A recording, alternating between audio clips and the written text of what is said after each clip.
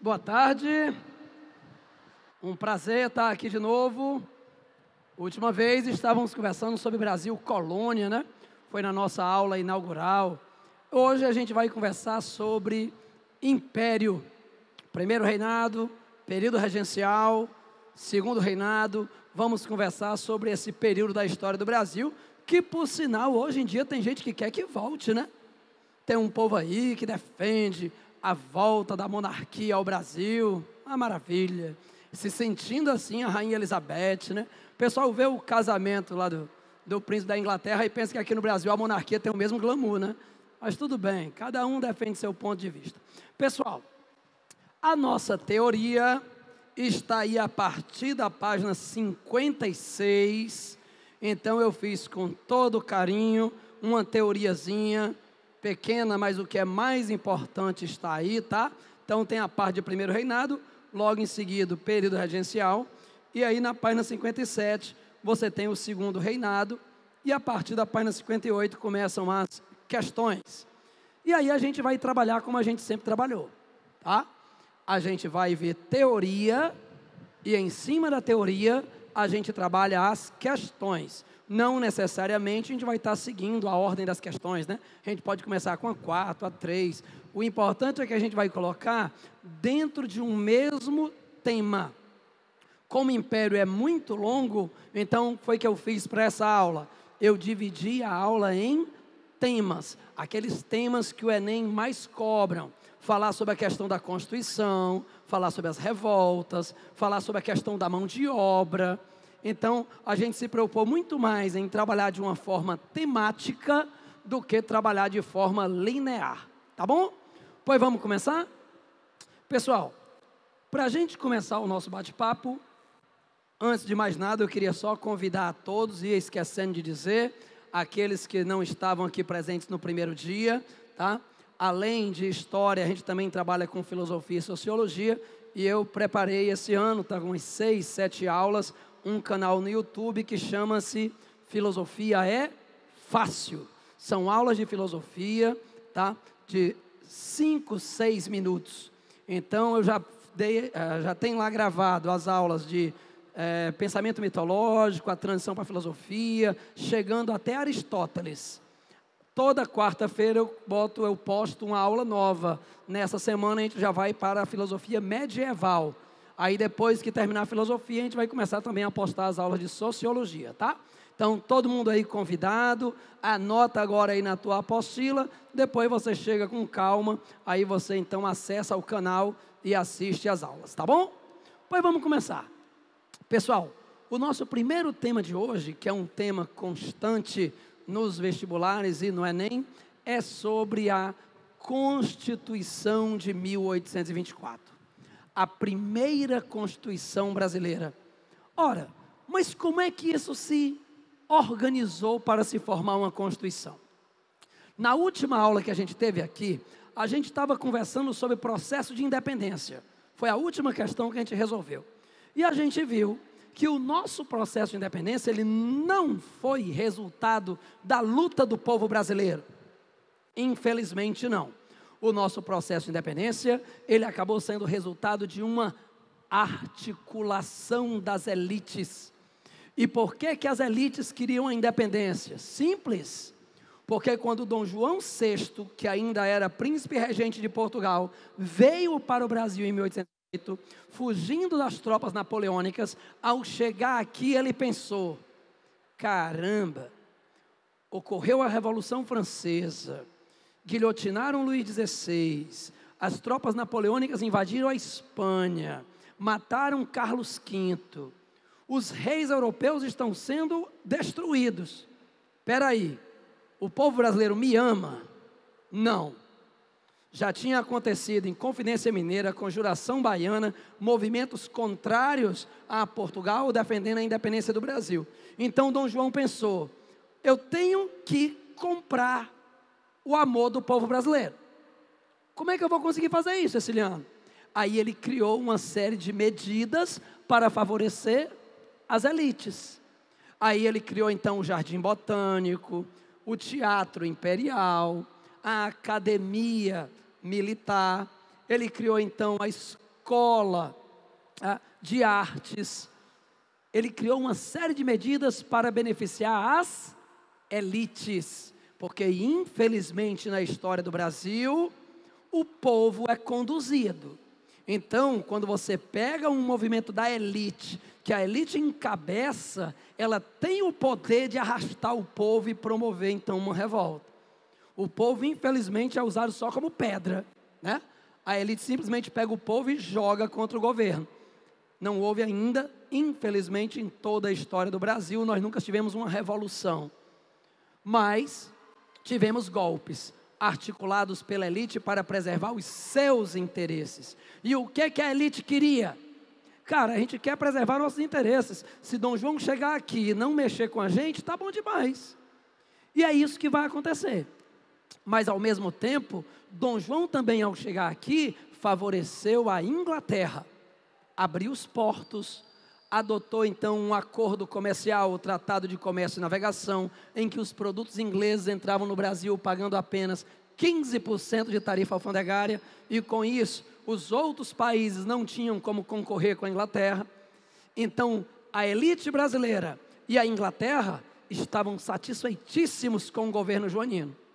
Mas aí teve a Revolução do Porto, Dom João volta para Portugal, Dom Pedro fica no Brasil como príncipe regente, as cortes portuguesas pressionam Dom Pedro para voltar para Portugal. Cara, isso ia acabar com todos os planos da elite brasileira, porque tudo que a elite conquistou, iria perder. E dessa forma, então, havia uma necessidade de se manter e se consolidar esses interesses. É por isso que a elite vai pressionar Dom Pedro. Não só a elite brasileira, mas a Inglaterra também. Porque se Dom Pedro volta para Portugal e o Brasil volta a ser colônia, tudo que a Inglaterra conquistou iria perder. Iria ter pacto colonial de novo, então o mercado brasileiro voltaria a ser exclusivo da metrópole portuguesa. Então, dessa forma, a elite brasileira e a Inglaterra se juntam, apoiam Dom Pedro e ele promove a independência do Brasil. Só tem um detalhe: a nossa elite é heterogênea. A nossa elite não era homogênea. Você tinha uma parte da elite que a gente vai chamar de Partido Brasileiro, que era formada por latifundiários. Herciliano, eles queriam a independência do Brasil só com um único motivo: se libertar de Portugal. Mas que não haveria nenhuma mudança substancial no Brasil. O Brasil continuaria do jeito que era, baseado na agricultura, no latifúndio e na escravidão. Então a gente sai da condição de colônia, torna-se independente, mas o Brasil permanece agrário, exportador, latifundiário e escravista. E o que mudou hoje? O que mudou hoje? Nada. O Brasil continua agrário exportador. O grande negócio da economia brasileira ainda hoje é o agronegócio. Herciliano, mas agora não é mais escravista, nós não somos mais escravos. Você que pensa. Nós somos o pior tipo de escravo que existe. O que pensa que é livre. É o pior tipo de escravo que existe. E com isso nós somos subordinados a um sistema que nos esmaga. E você tem direito a quê? A acreditar que é livre. Olha que maravilha. Então vamos lá. Eu saio da colônia, vou para o império e não muda nada. Herciliano, mas espera aí. Mas como é que a gente vai poder organizar um estado onde a maioria da população, e digamos aí quase 90% da população, era composta por escravos que não tinham direito nenhum? E como é que nós vamos garantir o poder de uma minoria? Ah, meu filho, vamos entrar um pouquinho em sociologia, vamos? Aproveitar, fazer o paralelo. Um cara chamado Foucault. Depois a gente vai ter o nosso encontro sobre sociologia, tá? E aí, Foucault, ele defende as formas de poder na sua principal obra, Vigiar e Punir. Foucault diz que o poder, ele está em todas as instâncias da sociedade. E existem 3 formas de poder. O primeiro poder é o poder disciplinar. é um poder que o indivíduo exerce sobre ele mesmo. Por exemplo, eita, eu acho que aqui a gente começou a academia Enem, eu acho que já faz 7 ou 8 anos, né? Quantas vezes eu atrasei? Nenhuma. Estava meu amigo Simval dando aula aqui, quem estava aqui na frente deve ter visto quando eu passei aqui atrás, ainda faltava meia hora para a aula começar. Ou mais. Ciliano, por que tu chega na hora? Porque tu quer dar uma de bonito? Não. Porque é minha obrigação. Não precisa ninguém me mandar. Não precisa o Fábio dizer, vai Ciliano, está na hora, vai. Existe uma coisa chamada disciplina. Disciplina é algo que não se impõe, mas que se desenvolve. Você tem a disciplina, eu tenho algo que eu preciso fazer e faço. Não precisa ninguém mandar. Então essa é uma forma de poder. É um poder que você exerce sobre você mesmo. Mas também existe um outro poder, que é exatamente o que a gente vai entrar agora quando for falar da Constituição, que é o poder soberano. É o poder do Estado sobre as pessoas. Você não faz o que você quer. Você faz o que é permitido você fazer. Existe uma coisinha chamada lei. E se você fizer algo que não está na lei, você será punido. E existe um terceiro tipo de poder. Uma terceira forma de poder que Foucault vai chamar de biopoder. O biopoder é um poder que se estabelece sobre as massas através de uma ideia. Como assim, Ciliano? Dá um exemplo. Vamos lá. Digamos que você está com muita raiva de uma pessoa. Eu estou com muita raiva do meu amigo. Olha, o cara vai escapar do exemplo. Olha, tu chegou bem na hora errada, velho. Se fosse eu tinha esperado 5 minutos. Mas tudo bem. Como é teu nome, vai? Gabriel. Digamos que eu estou com muita raiva do Gabriel. Aí aqui na minha mão tem uma faca. E eu estou com muita raiva dele. E eu vou pegar essa faca e vou enfiar no bucho dele. Só que existe uma coisa chamada poder, que vai impedir que a minha mão chegue na barriga dele. Qual é o primeiro poder que vai agir sobre mim? Disciplinar.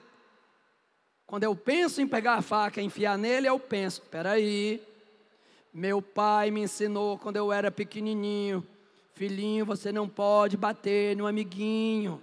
O amiguinho, você tem que cuidar do amiguinho. Então eu aprendi que eu não posso fazer mal ao outro.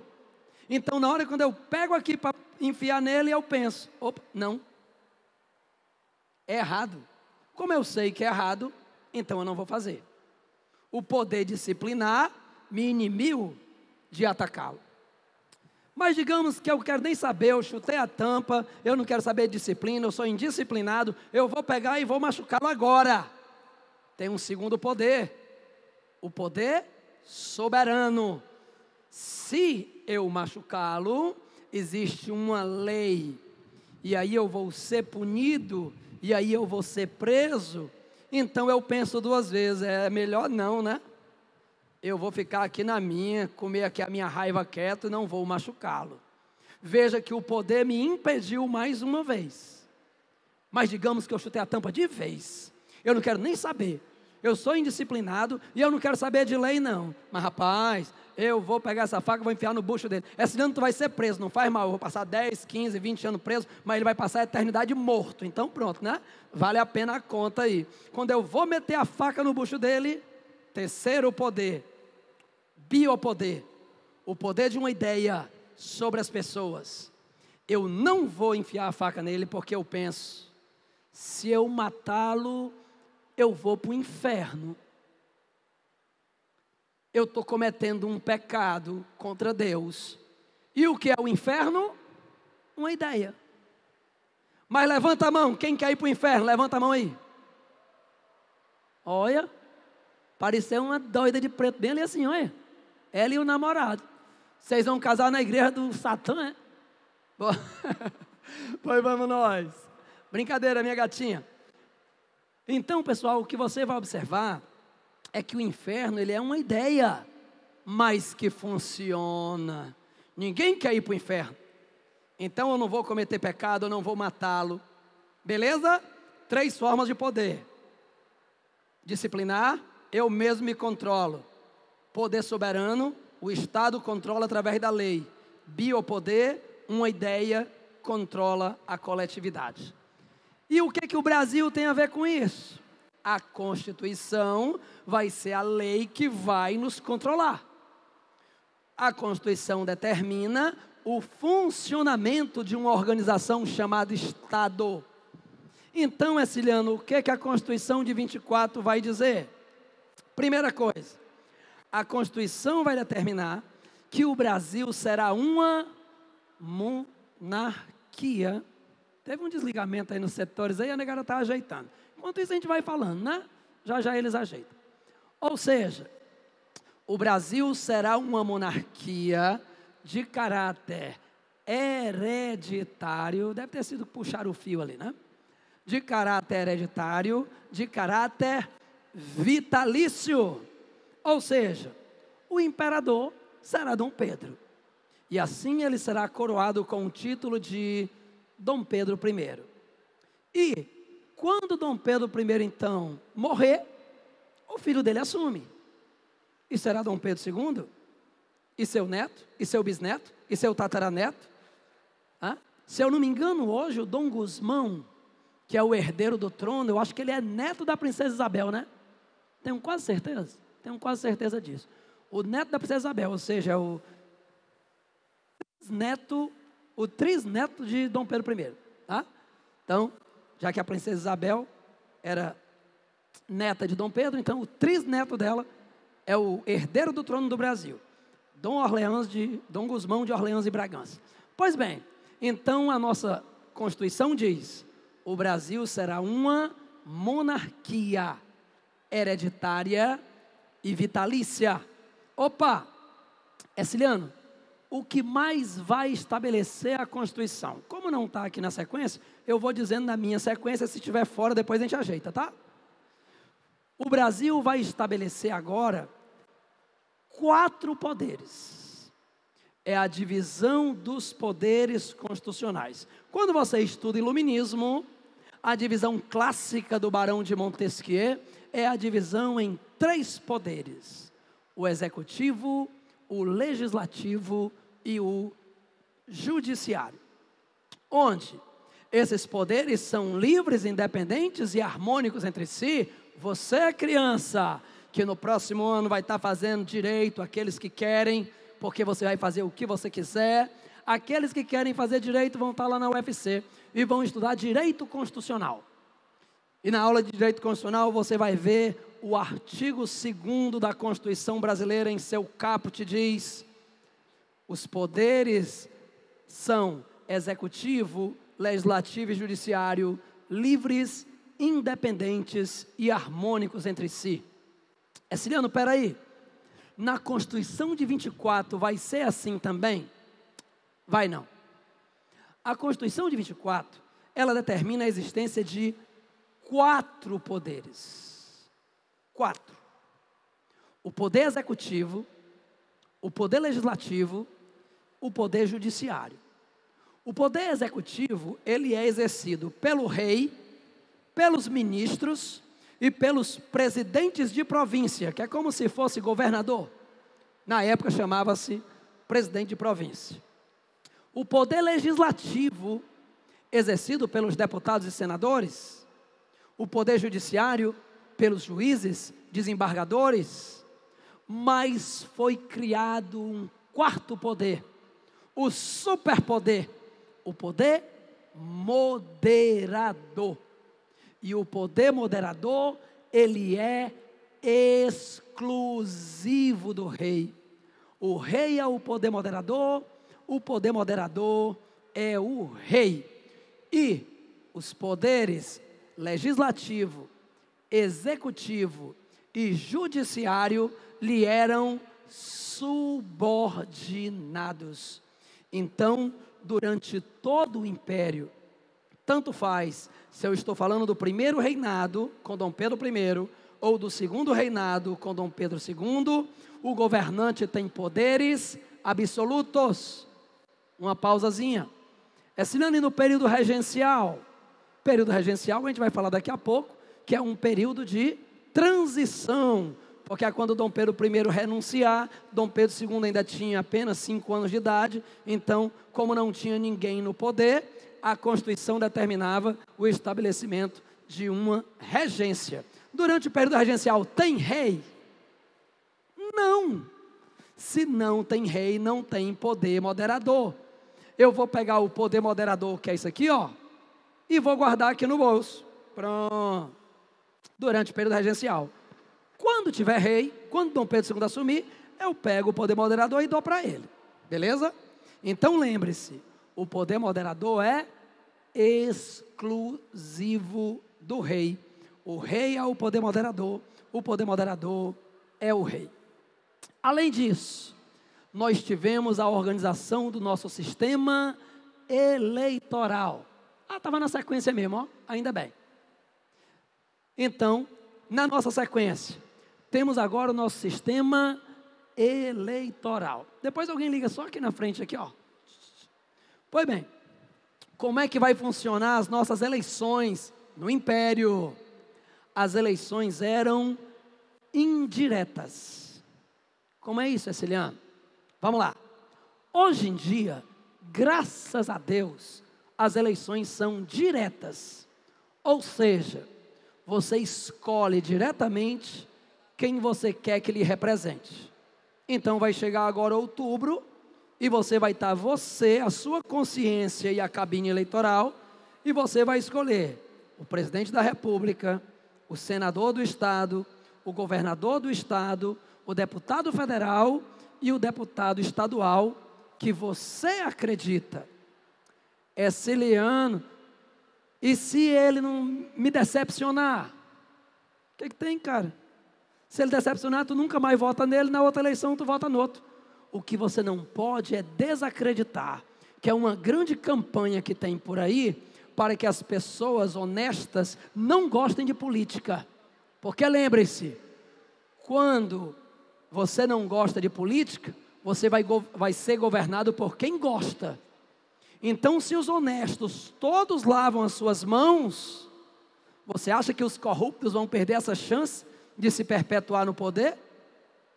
Então, o seu voto consciente faz a diferença, porque o corrupto vai estar continuando comprando voto, oferecendo emprego público, oferecendo dinheiro, oferecendo benefícios. Beleza? Então, a nossa eleição hoje é direta. Ceciliano, e no Império? No Império era indireto, ó. Se não der certo aqui, amigão, pode deixar, não tem problema não. A eleição era indireta. Ou seja, você escolhia outra pessoa, e essa outra pessoa iria fazer parte de um colégio eleitoral. E era só esse colégio eleitoral que votava para deputado, ó, e senador. Era como se eu, esqueci teu nome, vai. Gabriel, é como se eu fosse o eleitor de primeiro grau, ou seja, o eleitor que vota no primeiro turno. O Gabriel é o eleitor de segundo grau. Ele vai votar no segundo turno das eleições. Então, no primeiro turno, eu escolho o Gabriel para me representar. Entre os vários eleitores de segundo grau, eu escolho ele. E quem vai votar para deputado e senador é o Gabriel e não eu. Então, o voto era indireto. E, além disso, o voto também era censitário. O que isso quer dizer, Ceciliano? Baseado na renda anual dos indivíduos. Então, quem votava no primeiro turno? Eleitor de primeiro grau, também chamado eleitor de paróquia. O eleitor de paróquia ou eleitor de primeiro grau era aquele que votava só no primeiro turno das eleições. Ele só vai escolher o colégio eleitoral. Para você ser eleitor de primeiro grau, você tinha que ter uma renda anual de 100 mil réis. Uma analogia, não é a mesma coisa, mas só uma analogia. 100 mil réis no Império era como se fosse 100 mil reais hoje. Hoje no Brasil, a maioria da população ganha por ano 100 mil reais, não é não? Salário mínimo é 8 mil e um bocado aí? É? Ai não, é só um bocado, né? Tira os 8 mil. Então, a maioria da população brasileira hoje não votaria. Porque você tinha que ter um salário mínimo, né? Você tinha que receber no mínimo R$ 8.000 por mês para você votar no primeiro turno, comprovar a sua renda. Para você votar no segundo turno, ser eleitor de segundo grau, também chamado eleitor de província, aí tu tinha que ter uma renda de R$ 200.000, o equivalente hoje a mais ou menos 15 mil reais. Então, tu vai ganhar 15 mil reais por mês, velho. A renda altíssima. Para ser deputado, renda anual, 400 mil réis, mais ou menos aí, 30 mil reais por mês. Para ser senador, 800 mil réis. Equivale aí a 60 mil reais. Eram tão poucas as pessoas que tinham condição de ser senador, que o Senado tornou-se vitalício, cara. Porque não tinha gente para estar concorrendo o tempo todo. Você era senador, pronto. No dia que você morrer, a gente escolhe um novo senador. Então, a população brasileira tinha uma participação mínima no cenário político. Cerca de apenas 3% da população brasileira apenas participava do cenário político. Era considerado cidadão, poderia votar e se candidatar. 3% da população brasileira. Beleza?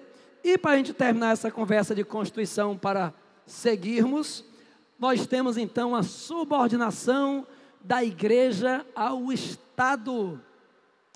Na Constituição de 24, nós vamos ter 2 mecanismos.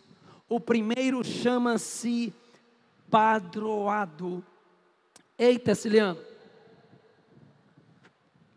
o que é que determina esse tal de padroado? Simples. Determina que os cargos eclesiásticos, ou seja, os cargos da igreja, eram escolhidos pelo imperador. Então eu era Dom Pedro I, e aí eu vou escolher alguém entre vocês para ser bispo, arcebispo. Ciliano, como é que tu vai escolher? A minha vontade, pronto. Eu quero que seja meu amigo aqui na frente, aqui, de short jeans e blusa cinza. Ele vai ser o bispo daqui do Ceará. Por que que é ele? Porque eu quero. A estrutura política nacional vai dar poderes absolutos para o rei. O rei, através do padroado, ele está acima da estrutura da organização da igreja. Ciliano, e o beneplácito?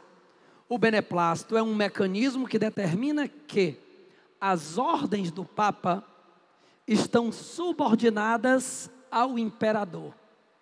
Ou seja, você vai ver posteriormente, com meu grande amigo Márcio Miquiles, que está já chegando aí, né, para dar a próxima aula, mas vai ter um outro dia que ele vai falar sobre a unificação da Itália, a unificação da Alemanha, a Primeira Guerra Mundial. E aí, você vai ver que na época da unificação da Itália teve uma grande confusão, que foi quando o Papa Pio IX estabeleceu a Bula Syllabis, uma lei que determinava que a Igreja Católica iria promover uma perseguição aos membros da maçonaria. Homem, isso deu uma confusão aqui no Brasil, porque na época era segundo reinado, o imperador Dom Pedro II era maçom, aí ficavam os bispos sem saber o que fazer. O Papa manda perseguir a maçonaria, o imperador diz que não é para perseguir. Imagina a confusão. Ciliano, peraí, então quer dizer que as ordens do Papa no Brasil eram subordinadas aos interesses do imperador? Exatamente, através do beneplácito. Então, padroado, os cargos da igreja são determinados pelo imperador. Beneplácito, as ordens do Papa estão subordinadas ao imperador. Tranquilo? Ora, e falando então sobre questão de centralização política, essa vai ser a grande discussão no Brasil, que vai nos levar a resolver as 2 primeiras questões. Nós vamos falar sobre o cenário, eu resolvo já essa questãozinha aqui, porque eu quero falar sobre isso aqui, ó. Nós vamos falar sobre centralização e descentralização. Ciliano, quer dizer que durante o Império, eu volto já para esse slide, tá, pessoal? Não se preocupem que eu vou voltar para resolver a questão 2 e depois eu entro nesse slide aqui. Durante o Império, nós vamos ter uma grande discussão. O que é melhor, centralizar ou descentralizar e liberar? Durante o primeiro reinado, volto então para o nosso slide anterior, durante o primeiro reinado foi centralização. Tudo nas mãos do imperador. O imperador, através do poder moderador, ele vai fazer o que ele quiser. Pois então, vamos resolver a questão 2. Questão 2 tem um gráfico e tem assim, ó. Não iria votar, 51%. Iria votar, 48%. Não sabe ou não opinou, 1%. Essa questão faz alguns anos, eu acho que faz 2 anos, e foi feita uma pesquisa, na época das eleições, perguntando se no Brasil votar não fosse obrigatório, você iria votar? 51% das pessoas disse que não iria votar. Só para a gente fazer um levantamento assim, só por cima, se não fosse obrigatório você votar, quem não iria votar? Tudo bem. Nós que somos conscientes, estamos lavando as nossas mãos.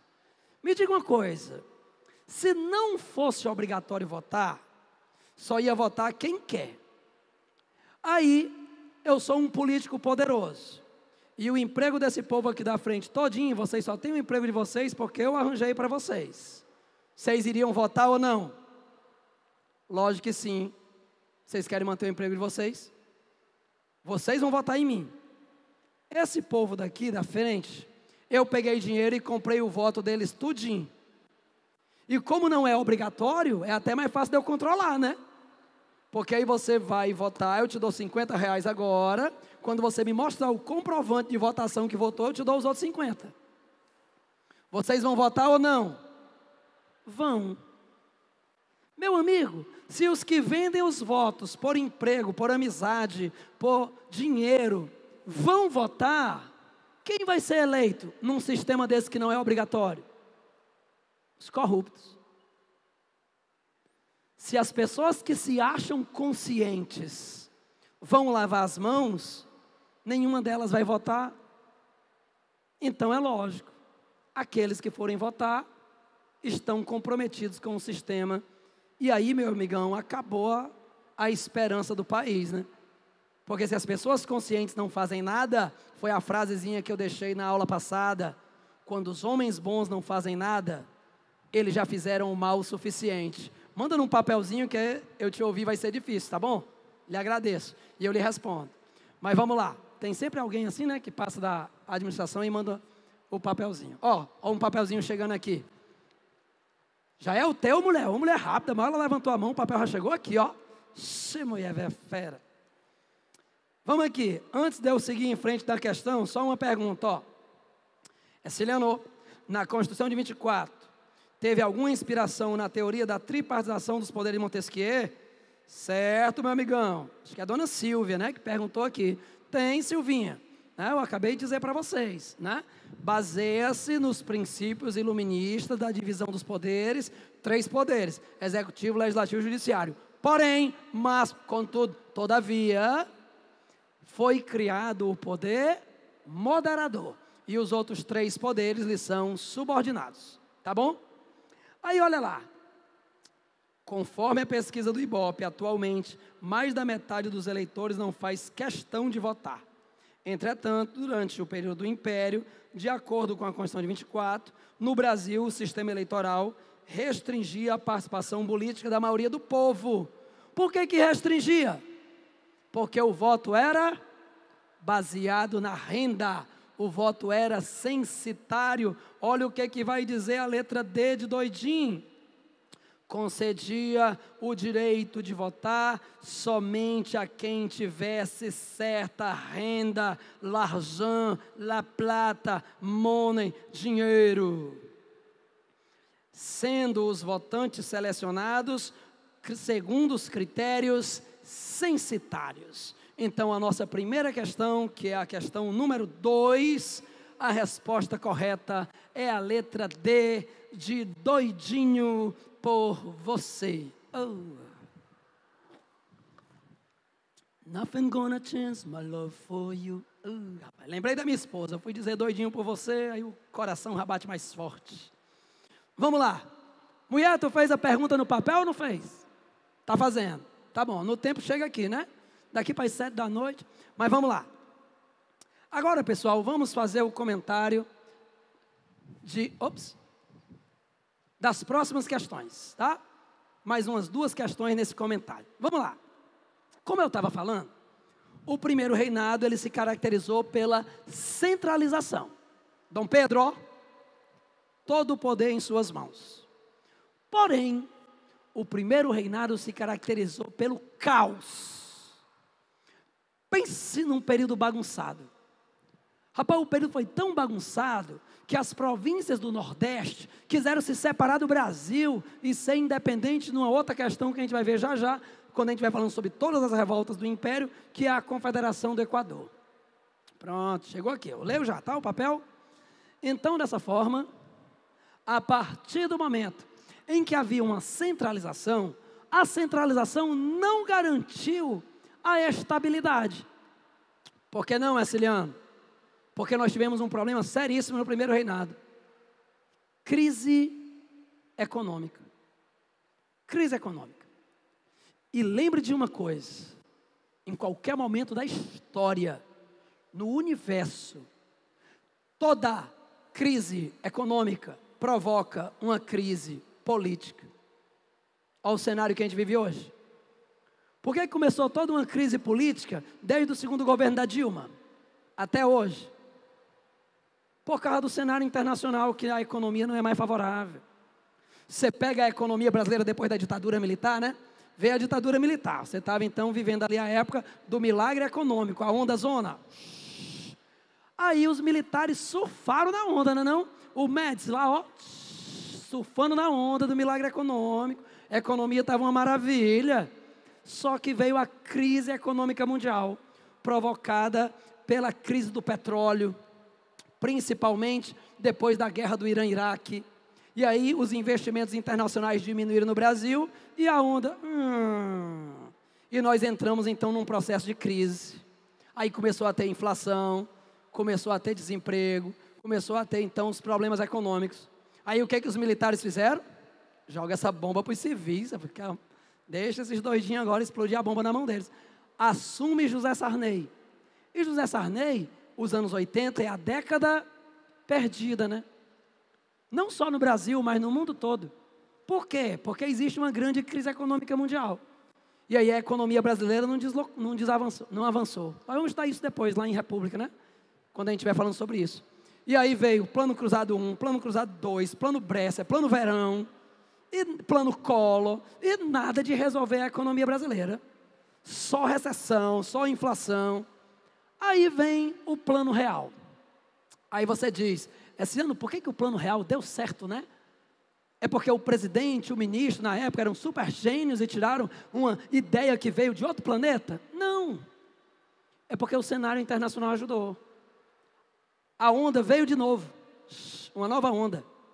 Aí... Itamar Franco, no finalzinho do seu governo, Fernando Henrique Cardoso, Lula, todos surfaram na onda, velho.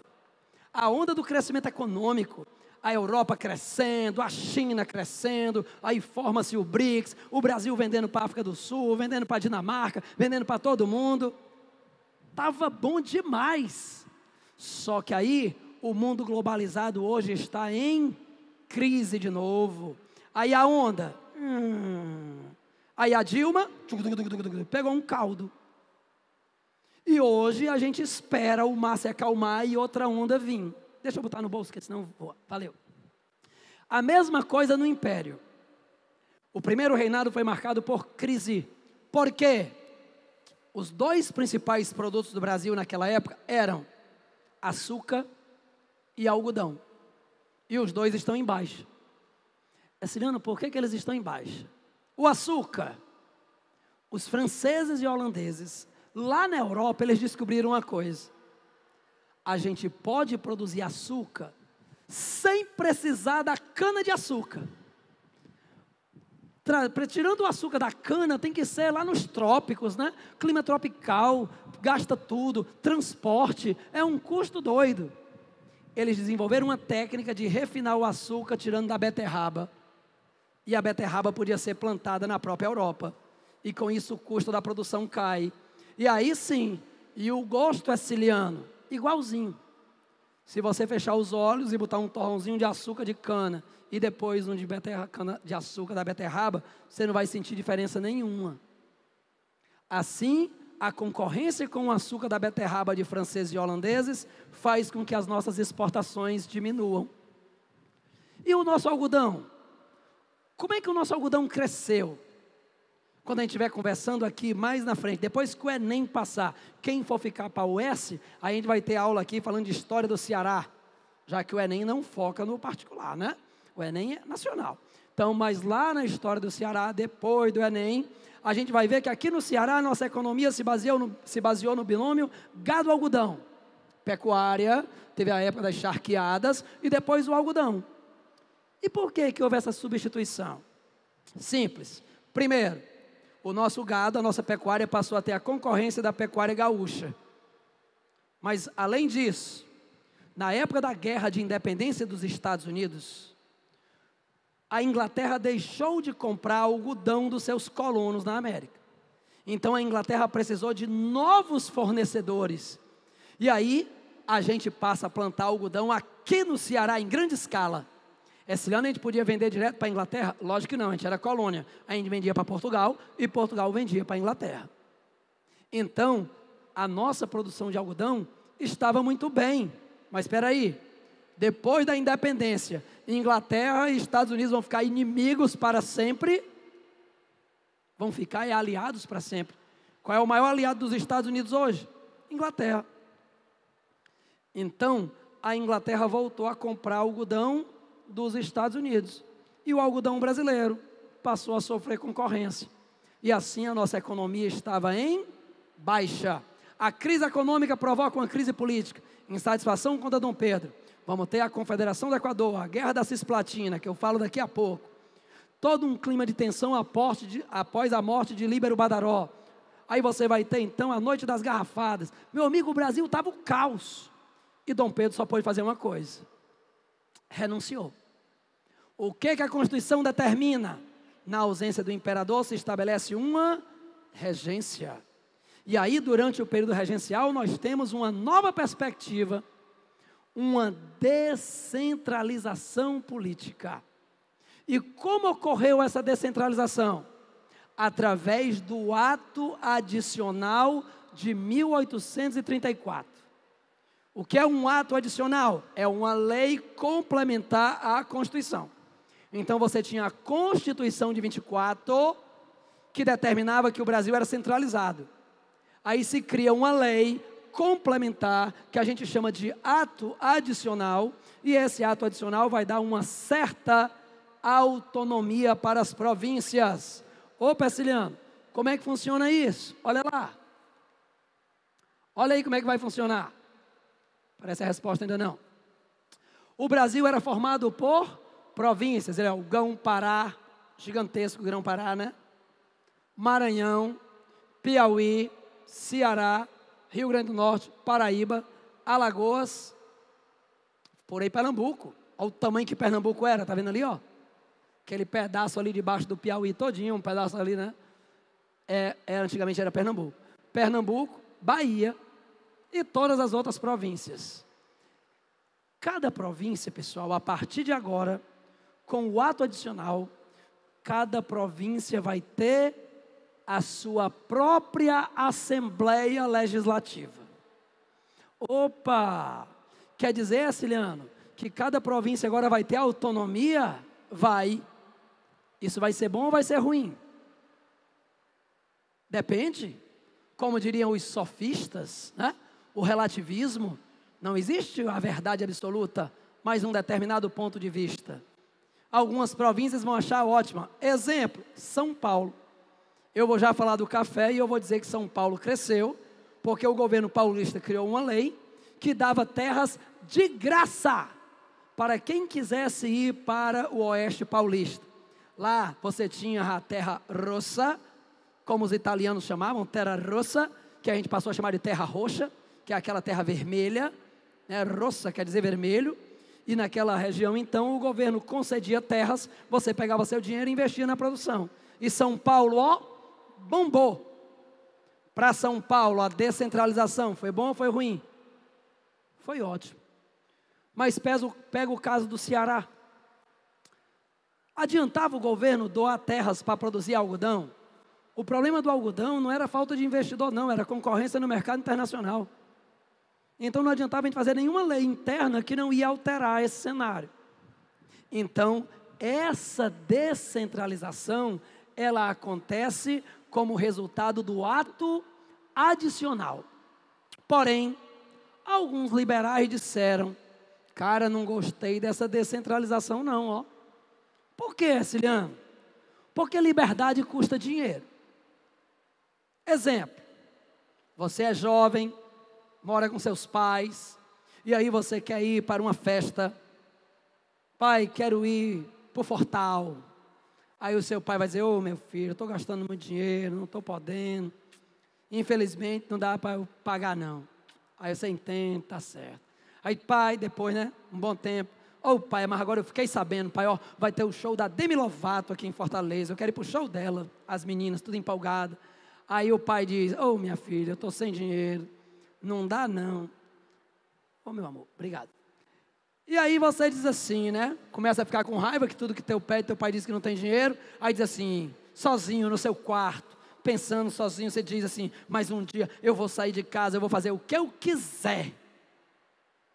Você não vai fazer o que você quiser. Você vai fazer aquilo que o seu dinheiro permita que você faça. Tu sai de casa, tu vai saber quanto é que vale um aluguel, conta de água, conta de luz, quanto é a feira, quanto é 1 quilo de arroz, 1 de feijão. Aí quando tu tiver sem dinheiro liso, aí diz assim, ai, bem que o papaizinho estava certo, eu quero voltar para a asa do papai. Veja que você queria tanto a liberdade, mas sem dinheiro, ela não lhe serviu de nada. Foi o que aconteceu com muita gente no Brasil.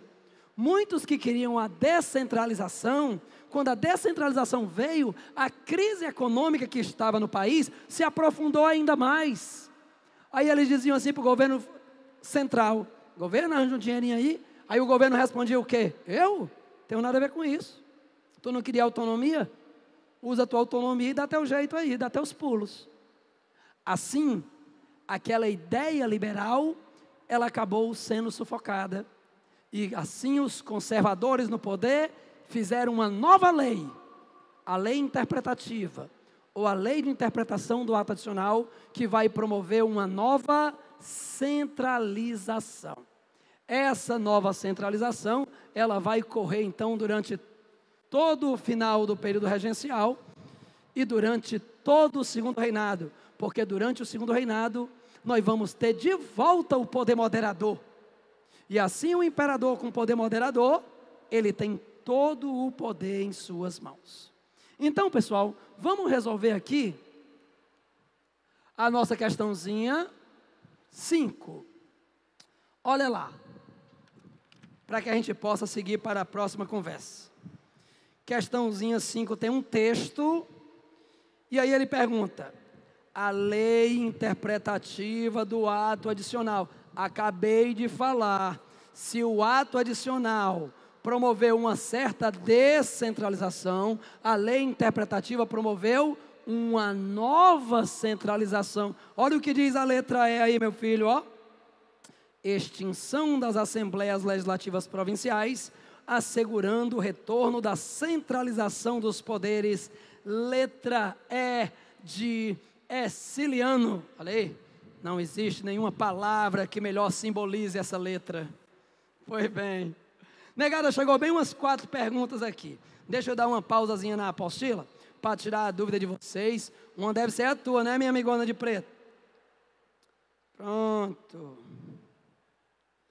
Erciliano, se o povo resolver não votar, o que acontece? Alguém sempre vai votar. Se 2 pessoas votarem, o voto dessas 2 elege alguém. Eu sou candidato, digamos, eu não vou votar não? Eu tenho um voto. Aí, que maravilha. Eita, Erciliano, eu pensei que tinha aquela história que de 50% do povo anular o voto, a eleição é anulada. Tu é doido, é? Não existe isso não, meu filho. A eleição, você é eleito para os cargos do executivo com 50% mais 1 dos votos válidos. Voto nulo não é válido. Seguindo em frente. Foi a tua, minha amiga? Foi? Essa? Vê se é essa agora. Quais os principais fatores que colaboraram para que haja tanta crise econômica no Brasil? Respondo já, tá, Nilo? Só um instantinho. Deixa eu ver logo se a outra aqui tem a ver com império. A negada hoje está tudo revolucionário aqui, só quer saber de votar. Tô bem. O povo não é nacionalista na hora da Copa, né? Não veste blusa de Brasil, que a CBF, na verdade, ser nacionalista não tem nada a ver com isso, né? Ali você está sendo alienado para torcer pela uma empresa que vai ganhar milhões, que negocia resultado de jogo, né? E que os seus presidentes estão sendo, inclusive, presos por corrupção. Isso aí é nacionalismo, é? Que eu saiba não é não, mas o povo é besta. O povo quer saber do pé do Neymar. Independente de votar ou não, sempre vai ter um corrupto no poder. Se você botar, né? Sendo assim, é melhor não carregar com si mesmo a responsabilidade de um país corrupto. Mas aí é que é. Por que o país é corrupto? Porque nós somos corruptos. O nosso país é nada mais, nada menos do que um reflexo da nossa sociedade, cara. Você pega, por exemplo, né, quando você passa Globo Repórter, esses programas assim, que vai mostrar a Noruega, a Dinamarca, povos, né, que evoluíram um pouco mais. Aí os caras vão mostrar uma estrada, a pessoa está andando no carro na estrada, e no meio da estrada você para e tem uma banquinha vendendo frutas e uma caixinha para botar dinheiro dentro. Não tem ninguém. Você para, pega a sua fruta, bota o dinheiro e vai embora. Se fosse no Brasil, levava a banca, levava a caixinha com dinheiro. Porque nós queremos levar vantagem em tudo. Óbvio, só existe político corrupto porque existem pessoas que se corrompem.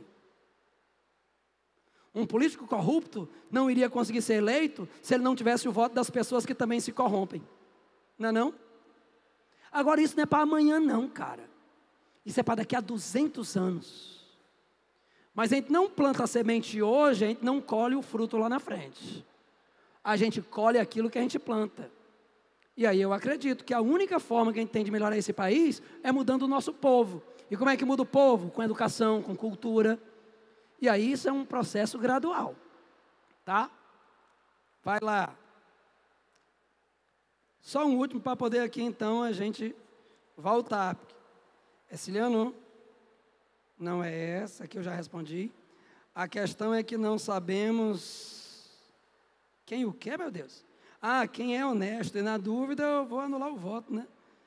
Rapaz, vocês só querem falar de política hoje, é? Isso aqui parece um palanque eleitoral. Muito bem. Na casa, no Brasil, a gente é obrigado a votar. Cara, ninguém sabe quem é corrupto, quem não é. Qual é a única chance que tu tem? Testar. Erciliano, se eu errar, tu aprendeu. Quando tu nasceu, tu já sabia correr, já? Quando tu nasceu, tu não sabia nem andar, cara. Primeiro tu botou a barriga, conseguiu levantar o corpo. Depois tu sentou. Depois tu ficou em pé. Depois tu ficou andando com apoio. Depois tu começou a andar. Depois tu saiu correndo. Tu já quer o país de séculos de uma tradição colonial de exploração. Tu já quer amanhã já resolver o problema? Então tenha esperança, meu filho. Se você errar, você errou. Qual é o problema de errar? Mas você não faz mais o mesmo erro e depois você escolhe outra pessoa. O que você não pode é desesperar, né? Então vamos em frente. Essa é boa, é? Olha. Cara, eu só não vou dar o meu ponto de vista, tá? Porque dizer assim, o que você acha, eu não posso dizer o que eu acho. Eu digo que a história mostra. Me perguntaram aqui sobre a questão da intervenção militar. Ó, intervenção militar é um precedente legal que existe em caso de uma desordem.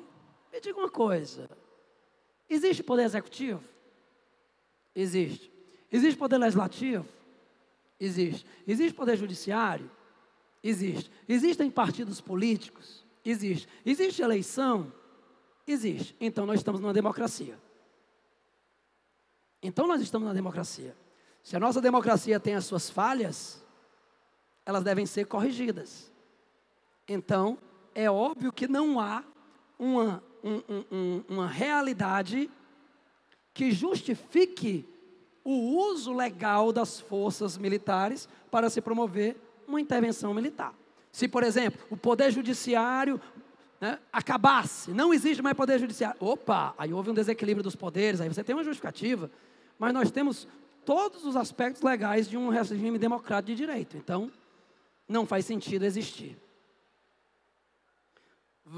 Que é isso aqui, pelo amor de Deus. Rapaz, aqui fizeram pequeno, ó, negado. Eu vou deixar para ler essa aqui daqui a pouco. Vamos seguir em frente. Daqui a pouco eu leio essa porque botaram um jornal aqui com bem 10 coisas, a letra ficou pequena, mas eu vou tentar ler daqui a pouco. Vamos seguir para o próximo tema. Pronto. O próximo tema, então, nós vamos falar sobre a sexta questão, que é sobre o parlamentarismo no Brasil. Como eu disse para vocês, o parlamentarismo no Brasil é o que nós chamamos de parlamentarismo às avessas. Por que tem esse nome, Aciliano? Porque o regime parlamentarista, ele foi criado com o objetivo de limitar o poder do governante. Quem governa no regime parlamentarista não é o rei, é o primeiro-ministro escolhido pelo parlamento. E o parlamento é eleito pelo povo. Então, por exemplo, você vai para a Holanda, você vai para a Suécia, você vai para a Inglaterra. Esses reis, eles não mandam nada. Quem governa? Primeiro-ministro. Exemplo mais conhecido, Inglaterra, que é poderoso, né? A gente não sabe nada da história da Dinamarca, da Noruega, da Suécia, mas da Inglaterra a gente sabe a história dela todinha. A gente estudou a Revolução Industrial, a Revolução Inglesa, né? Então vamos lá. Na Inglaterra você tem a Câmara dos Comuns, que é eleita pelo povo. A Câmara dos Comuns escolhe... Meu filho, por favor, me dá as que chegaram novas aqui, porque senão mistura com as que eu já vi, ó. A Câmara dos Comuns escolhe o primeiro-ministro, e é esse primeiro-ministro que vai governar. E a rainha faz o quê? Nada. A rainha reina. Ela é símbolo do Estado. Ela representa a tradição. Ela representa as origens da Inglaterra. E é por isso que o povo gosta tanto. Por exemplo, você teve agora, eu acho que faz uns 15, 20 dias, o tempo passa tão depressa, mas nós tivemos agora o casamento do Príncipe Henry. E passou ao vivo. Menino, foi a semana todinha só falando dessa besteira. E quando é que ele vai ser rei mesmo, hein? Nunca! Porque a rainha é a avó dele, quando a avó dele morrer, tem o pai dele, quando o pai dele morrer, tem o irmão dele mais velho, se o irmão dele morrer, tem o sobrinho dele, que já nasceu, que é o Little George. Ele não vai ser rei nunca, ele morre e não vai ser rei, mas ficou essa besteira toda. Ai, o casamento da família real, oh, besteira grande. Ótimo para quem? Para os comerciantes. Imagine, os hotéis ficaram todos lotados, os restaurantes todos lotados, as pessoas que vendiam bandeirinha, que vendiam prato, que vendiam, né, qualquer souvenir, ganharam muito dinheiro. Então, lógico que, por ponto de vista da economia, esse casamento foi sensacional. Mas e no Brasil? Ah, no Brasil é diferente, porque no Brasil existe o poder moderador. E através do poder moderador, o rei está acima do poder executivo. E o primeiro-ministro é o quê? Só poder executivo. No Brasil, quem escolhe o primeiro-ministro é o rei. O rei dizia, você vai ser meu primeiro-ministro. Pronto, acabou. Monte o ministério, vai trabalhar, meu filho. Pronto. Então, você vai ter aqui no Brasil o que a gente chama de parlamentarismo às avessas. Porque, através do poder moderador, o rei controla os demais poderes. E dessa forma, quando a gente vê essa questãozinha, parlamentarismo às avessas, é a questão 6. A questão 6 diz assim, na letra D: os ministros de Estado eram escolhidos pelo imperador e não pelo legislativo. Ou seja, o primeiro-ministro, ele não é escolhido pela Câmara, ele não é escolhido pelo parlamento, ele é escolhido pelo rei, ele é escolhido por Dom Pedro II. Beleza? Vamos para uma outra conversa agora? Prontinho. Vamos para um novo tema. Só beber uma aguinha aqui. Rapaz, o que eu dei valor agora, dou os parabéns aí à organização, botaram um ventilador para a gente aqui agora, ó. Estou me sentindo a Marilyn Monroe, né? Que fica aquele vento por baixo assim, é isso só. Né? Tô bem. Rapaz, não vai dar tempo para resolver as questões tudinho não, mas vamos aqui que isso aqui é importante. Dúvida é dúvida. Olha, rapaz, legal, tá de sacanagem. Isso aqui está de sacanagem. Professor, o senhor já se cogitou a possibilidade de o senhor se candidatar a presidente da República? Eu estou dizendo mesmo. Eu nunca vi um liso ser eleito. Quem elege não é o povo. O povo não elege ninguém. Quem elege são as grandes instituições financeiras. Pegue nas últimas eleições, quem foi que financiou a campanha do Lula, da Dilma? Itaú. Quem foi que financiou a campanha do Aécio Neves? Bradesco. Quem foi que financiou a campanha da Marina Silva? Santander. Se qualquer um dos três tivesse vencido, eles iriam mexer na política de juros exorbitantes dos bancos? Nunca, porque a campanha deles foi financiada pelos bancos. Então, já pensou? Aí saiu Wesleyano, candidato a presidente. Vão votar só pela minha beleza e pelas minhas ideias. Estou lascado. Cogite isso não, meu filho, pelo amor de Deus, né? E já pensou em se eu chegasse mesmo, se o povo nada doidice, ninguém sabe nem quem eu sou, mas o povo votasse a você presidente, a negada me matava. O que tu acha? Se alguém chegar lá no poder e tentar cortar a mamata de todo mundo, vai continuar vivo, vai? O Papa é pop, o Papa é pop, o pop não poupa ninguém. O Papa levou um tiro a queima-roupa, o pop não poupa ninguém. Se o Papa levou um tiro a queima-roupa, imagina um fuleiragem que nem eu. Lá vem outro falar que deu me candidatar para presidente. Vocês estão frescando, ó, negada, façam pedidos, tá? De questão, de temas, senão a gente perde tempo. Opa, tá aqui uma legal, ó. Professor, eu quero beneplácito. Não entendi muito bem. Beneplácito é um mecanismo legal, um mecanismo onde as ordens do Papa só entram em vigor se o imperador permitir. Vamos dar um exemplo. Digamos que o Papa Francisco resolve, ele olha assim e diz assim, pessoal, hoje é dia 2, né? A partir do próximo ano, dia 2 de junho, vai ser um dia de um santo. Santo é Ciliano, já que está todo mundo gostando dele, você é o santo agora também. Então, muito bem. Me diga uma coisa. Aí vem a ordem do Papa, ele diz, dia 2 de junho é o dia de Santo Herciliano. Essa ordem serve só no Vaticano, né? Na Itália toda, na França católica, na Espanha católica, no mundo católico. Só que no Brasil, o imperador pegava essa bula e dizia assim, ó, aqui no Brasil não vai ser dia católico não. Herciliano não vai ser santo não. E o imperador podia fazer isso? Podia, tá? O imperador podia fazer isso. Muito bem. É o quê? Professor. Tá aí. Gostei de alguém que mandou aqui. O pessoal fica falando de corrupção, de não sei o que lá, mas vocês fazem um bocado de coisa errada. Olha o que alguém pediu para lembrar. Professor, lembra aí a galera que furar a fila do busão também é uma forma de corrupção? Tu acha bonito, né? Esculhambar os políticos, dizer que tudo é ladrão, tudo é corrupto, que com certeza não são, porque existem pessoas muito sérias. É porque é lógico, né? O que sai o tempo todo? Sai as coisas ruins, que é para poder a gente só ouvir coisa ruim e desistir da política. Aí vai tu, furar a fila do banco, né? Furar a fila do banco, furar a fila do ônibus. desrespeitar o local destinado para pessoas com deficiência. Nesse instante, eu estava dando aula no outro projeto, né, que é o Alcance, e quando eu saí, eu vinha para cá direto. Eu só fui almoçar num shopping e vim para cá direto. Aí, quando eu cheguei no outro shopping, tinha um carro de uma pessoa que não é deficiente, numa vaga de deficiente. Aí uma pessoa dessa depois veste a blusa verde e amarela e vai para o meio da rua falar contra a corrupção. Hipócrita, imbecil, é o que esse cara é. Mas vamos em frente. Muito bem, as ordenações regiam o Brasil em todos os aspectos. Ainda existem leis advindas de ordenações que influenciam a economia.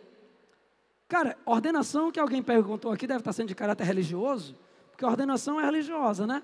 Não existe interferência da igreja sobre o Estado, nem do Estado sobre a igreja. Nós temos um país laico. O que quer dizer um país laico? Não existe intervenção do Estado sobre a igreja, então a religião ela é livre. Você quer ser católico? Muito bem. Você quer ser protestante? Beleza. Você quer ser então muçulmano? Salamaleco. Você quer ser então umbanda? Então vá lá para o seu terreirozinho. Não existe nenhuma ligação entre Estado e igreja, tá, pessoal? Ciliano, se não existe, por que antes de ontem foi feriado religioso? É porque uma coisa é a lei, outra coisa é a tradição cultural. O Estado não impõe o feriado, mas a tradição da cultura, nós que temos uma cultura judaico-cristã, em que fomos colonizados pela Igreja Católica, nós acabamos então assumindo uma postura extremamente religiosa. Por exemplo, você chega aqui, vai visitar a Assembleia Legislativa do Ceará, atrás de onde fica a mesa da presidência, tem um crucifixo bem grande. Por que, Ciliano? Pela tradição católica que nós temos. Às vezes, a cultura é mais forte que a lei. Vamos falar disso depois, quando a gente estiver falando de sociologia. Ciliano, o Brasil pode voltar a ser uma ditadura? Cara, tem que mudar muito, né? O cenário tem que mudar todinho. A gente vai ter aula aqui sobre ditadura. A ditadura militar em 64 só aconteceu por causa dos interesses norte-americanos, pessoal. Quem fez a ditadura no Brasil foi os Estados Unidos. Operação Brother Sun. Os norte-americanos preocupados com os rumos na América, porque os americanos tinham uma política imperialista chamada doutrina da boa vizinhança, de fazer o capitalismo prosperar na América para impedir as ideias socialistas. Aí veio a Revolução Nacionalista de Fidel Castro. E aí essa Revolução Nacionalista fez com que os americanos apertassem Cuba. Cuba, para poder sobreviver, se aproxima da União Soviética e torna-se socialista. Mas quando começou a Revolução Cubana, não era socialista. Só 1 ano e meio depois que Cuba tornou-se socialista. Só depois do ataque à Baía dos Porcos, quando os americanos tentaram invadir Cuba. Aí é que o Nikita Khrushchev da União Soviética fez uma carta, né, falando, criticando a invasão norte-americana. Aí houve a aproximação com a União Soviética.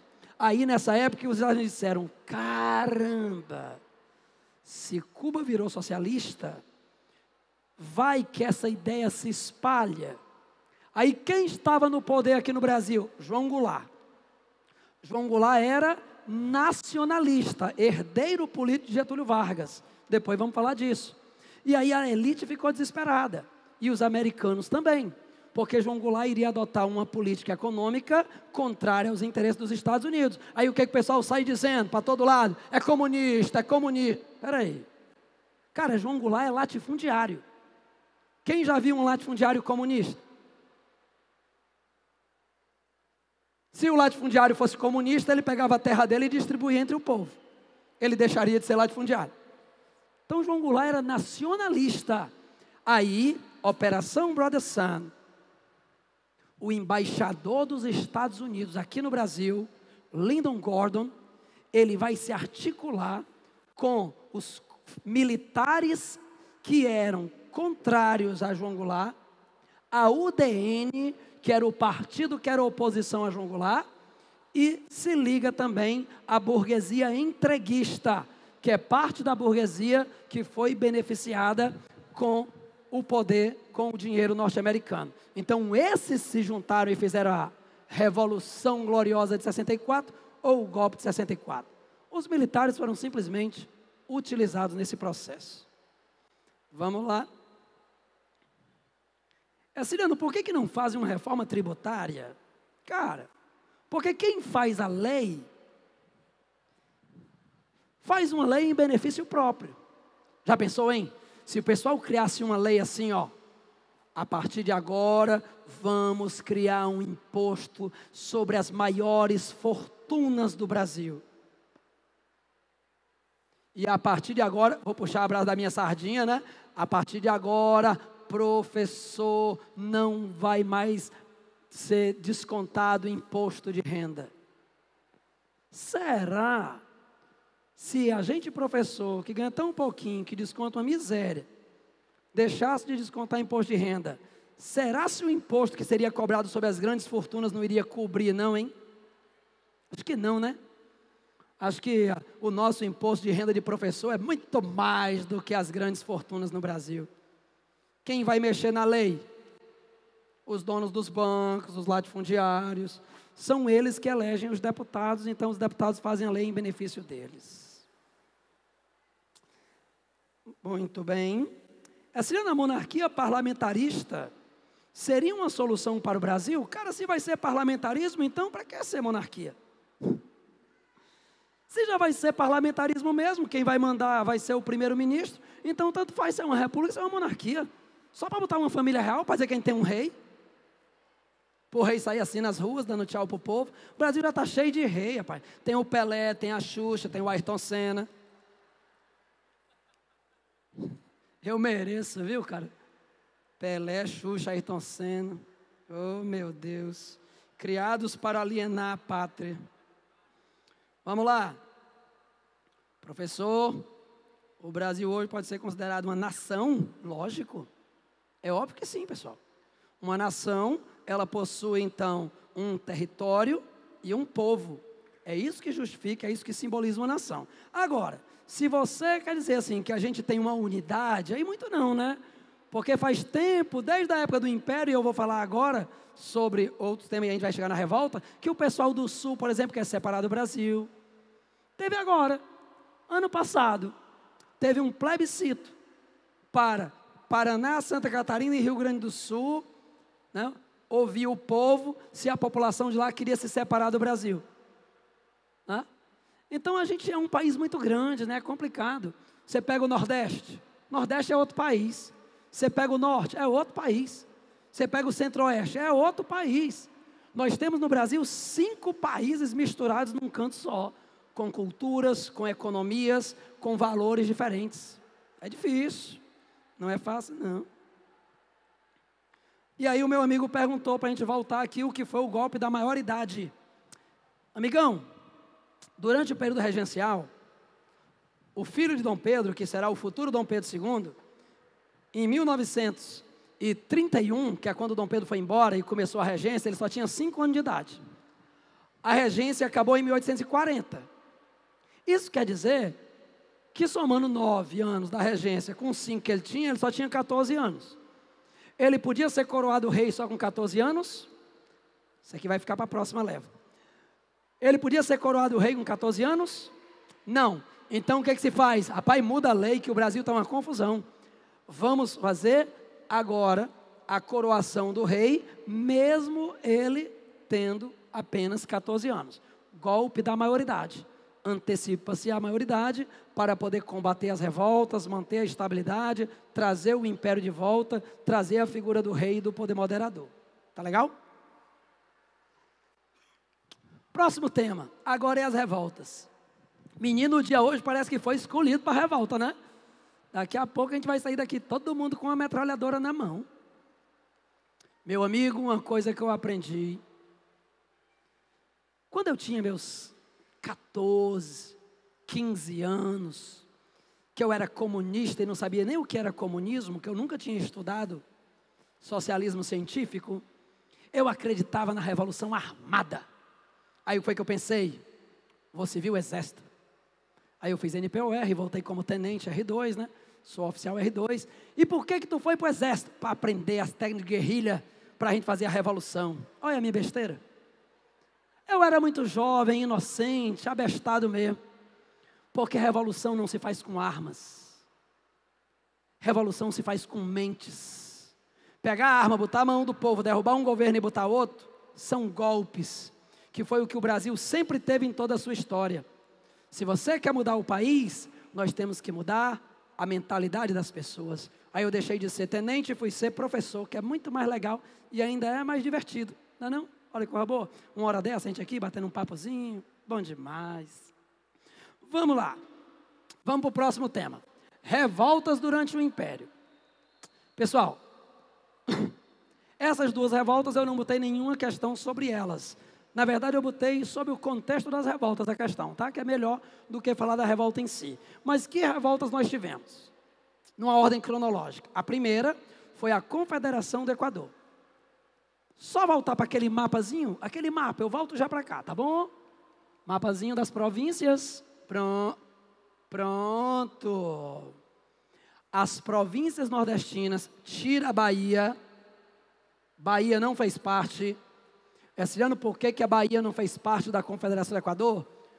Porque foi liderada por Pernambuco. E Bahia e Pernambuco sempre tiveram, nunca que a Bahia ia, né, participar de uma revolta liderada por Pernambuco. E outra, né? Baiano não se considera nordestino. Baiano é gaúcho, só um pouquinho mais moreno. Né? Então, o baiano não se considera nordestino. Ele é baiano. Baiano é baiano, ele não é nordestino. Tá? Ele tem um orgulho, isso é muito legal, cara. Essa história do baiano chegar e dizer assim, olha, eu sou baiano, isso é legal, cara.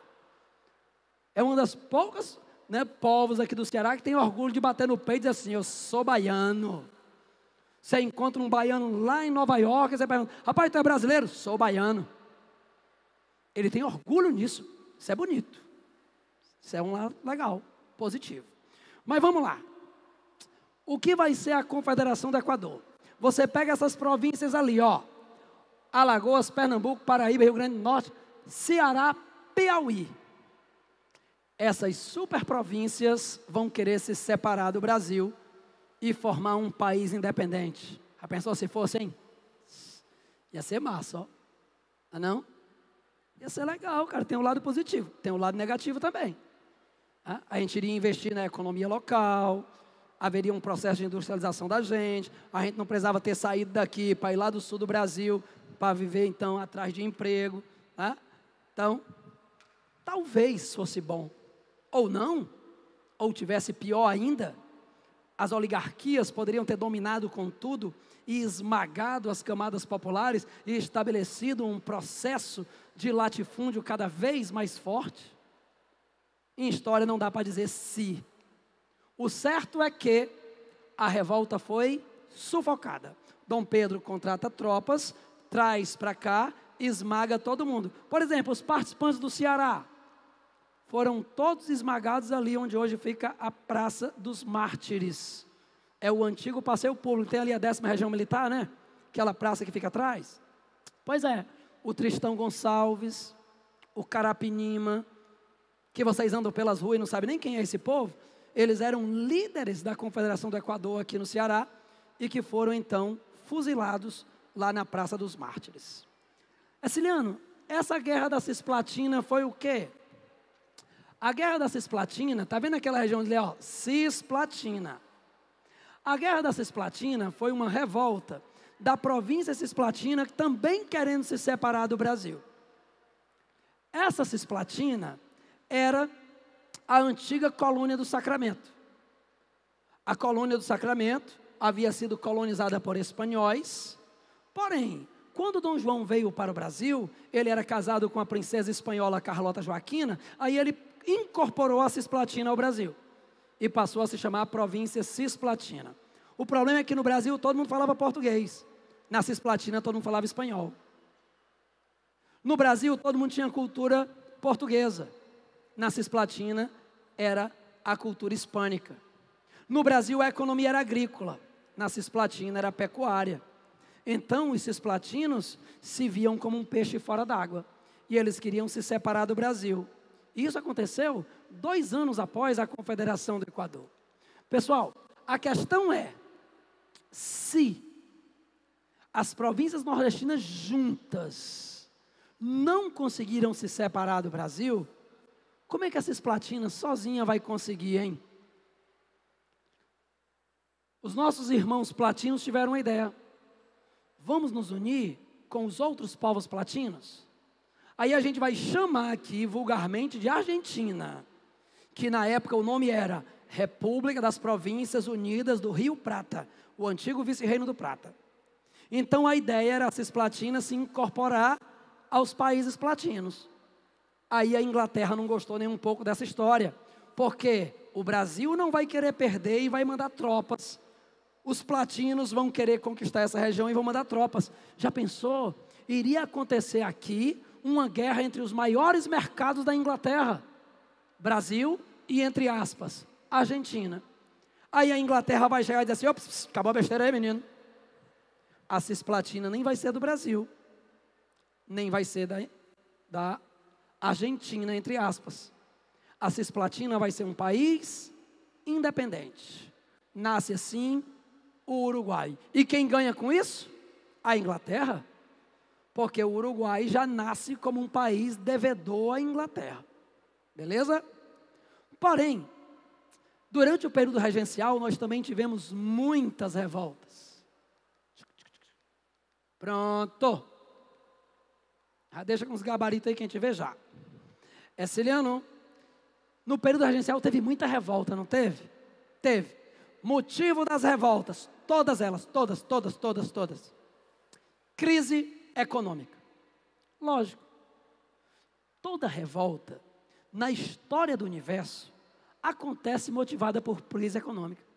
Você já viu alguém querer se revoltar porque tem muito dinheiro? Eu tenho muito dinheiro, eu quero morrer, é? Tu se revolta por causa da crise. Tu amanhece de manhã, bota a mão no bolso, não tem um centavo para comprar um pão. Tu já amanhece com raiva, né? Então, todas as revoltas aconteceram devido à crise econômica. Mas o pior, veja que todas as revoltas começam a partir de 35. A partir de 1835. Você pega então a cabanagem, 35. Malês, 35. Farrapos, 35. Sabinada, 37. Balaiada, 40. Tudo depois de 35. Por quê? Porque em 34 teve o ato adicional. E o ato adicional deu autonomia para as províncias. E a autonomia foi bom para as províncias pobres? Foi uma tragédia. Veja que as revoltas aconteceram nas províncias pobres. Cadê que teve revolta? No Rio de Janeiro, em São Paulo, onde o café está crescendo. As revoltas vão ocorrer nas províncias pobres. E aí sim, a gente destaca 3 revoltas. A cabanagem. Ciliano, por que a gente destaca a cabanagem, hein? Levanta a mão quem já assistiu uma novela onde o contexto da revolta foi a cabanagem. Ninguém, não existe. Um filme no cinema. Um livro da literatura brasileira. Já bem isso, Ciliano. Ninguém sabe nada de cabanagem? Lógico. Porque a cabanagem foi uma revolta popular. E mais importante, foi a única vez que a camada popular tomou o poder. O poder estava nas mãos das camadas populares.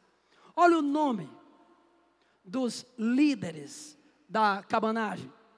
Chico de cima, Chico de baixo, Maria da bunda. Assim, tu está de sacanagem. O nome das pessoas era o Chico de cima, o Chico de baixo, a Maria da bunda. Por que essas pessoas tinham esses nomes? Cara, porque entre as pessoas mais pobres, mais humildes, apelido é comum. Por exemplo, quando meu avô era vivo, que eu chegava lá, né? Se qualquer pessoa chegasse lá em São Gonçalo do Amarante, que era a terra dele, aí perguntava assim, quem é Francisco Rodrigues Gomes? Ninguém vai saber. Mas se chegar e dizer assim, ei, onde é que fica aqui a casa do seu Chico Bitu? Todo mundo sabia. Então, as pessoas se conhecem, obviamente, por apelido, né? Então a cabanagem foi um movimento de pessoas das camadas populares. Cara, mas quando foi aqui, ó, olha quando ela acabou, em 40. Em 40 é quando Dom Pedro II assumiu o poder, tá? Quando Dom Pedro II assumiu o poder com o golpe da maioridade, ele chamou o Duque de Caxias e disse assim: ô Duque de Caxias, vem cá, meu filho. Leve o exército, esmague esse povo todinho. E aí as tropas do nosso exército liquidaram os rebeldes e mataram todos. Afinal de contas, o nosso Duque de Caxias é o Darth Vader do Brasil, né?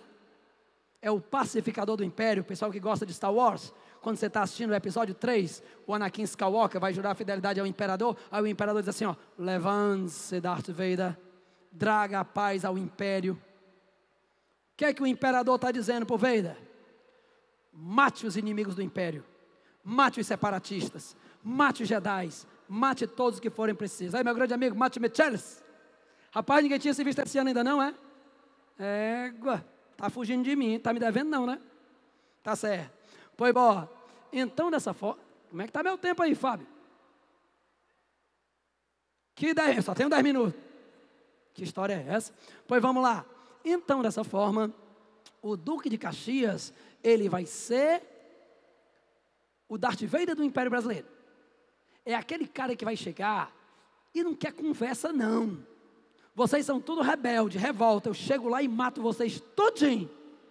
Aí eu pergunto, qual é o problema? Ninguém vai dizer nada, porque todo mundo morreu, não tem problema. E a gente consegue assim promover a estabilidade política. Durante o segundo reinado, foi um período de estabilidade política. Ciliano, peraí. E a revolta dos malês? A revolta dos malês foi uma revolta de escravos. Lá na Bahia, que você tinha então uma grande quantidade de concentração de escravos. Afinal de contas, a Bahia foi durante muito tempo a capital do Brasil. Então era o principal centro político e econômico do país. Então você tinha uma grande mobilização lá econômica. Então precisava de muitos escravos. Porém, esses escravos eram de origem muçulmana. E muçulmano é legal, ó. Porque você pode encontrar muçulmano negro, muçulmano branco, muçulmano asiático, muçulmano de todo jeito. Você só não encontra muçulmano de um tipo: analfabeto. Não existe. A primeira coisa que um pai ensina o filho é ele a ler, porque ele precisa ler o Corão e fazer suas orações. Salam aleikum. Pronto. Então, você vai ter uma grande concentração de escravos muçulmanos que vão se aproveitar de um feriado, de uma festa religiosa, em que a população vai para a cidadezinha do interior, fica pouca gente na cidade, os escravos invadem a cidade e tomam de conta de tudo. Imagine, se todos os pobres do Brasil, e pobre que eu digo, é o pobre que não ganha nem um salário mínimo, é o pobre que ganha um salário mínimo, é o pobre que ganha 10 mil reais por mês, é o pobre que ganha 40 mil reais por mês. Ciliano? E quem ganha 40 mil reais por mês é pobre? Lógico que é. Só existem dois grupos: os poderosos, que são os donos dos meios de produção, e os operários, que são os donos da força de trabalho. Aí o que é que os poderosos fazem para dividir os trabalhadores? Eu faço uma hierarquização entre os pobres. Então vai ter o pobre que ganha 1.000, que ganha 2.000, que ganha 5.000, que ganha 10.000, que ganha 20.000. E o pior, que o pobre que ganha 10, que ganha 20, que ganha 30, ele acha que não é pobre. É a famosa classe média. Come feijão e arrota camarão.